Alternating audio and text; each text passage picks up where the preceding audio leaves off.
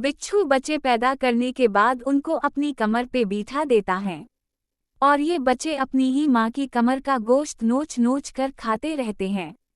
माँ ताकत रखने के बावजूद कुछ नहीं कहती, शिकवा नहीं करती, चुपचाप तकलीफ सहती रहती है और ये बच्चे इसका गोश्त खाते रहते हैं। माँ चलने के काबिल नहीं रहती लेकिन बच्चे खुद चलने के काबिल हो जाते हैं। तब तक उनकी माँ भी मर जाती है और ये बच्चे अपनी जिंदगी में मगन हो जाते हैं। आज हम में से बहुत से लोग बिल्कुल बिच्छू की तरह बन चुके हैं।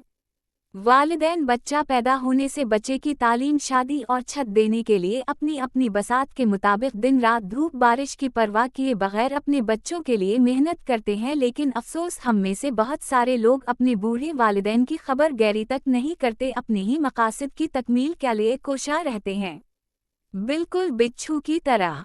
अल्लाह पाक कुरान पाक में फरमाते हैं कि अपने वालिदैन के सामने ऊंचा ना बोलो और उनको उफ तक ना कहो। फिर फरमाते हैं कि बाप की रज़ा में अल्लाह की रज़ा है। फिर फरमाते हैं कि वालिदैन का हर हुक्म मानो। फिर फरमाते हैं कि वालिदैन के चेहरे की तरफ देखकर मुस्कुरा देना मकबूल हज का सवाब है। कॉपी।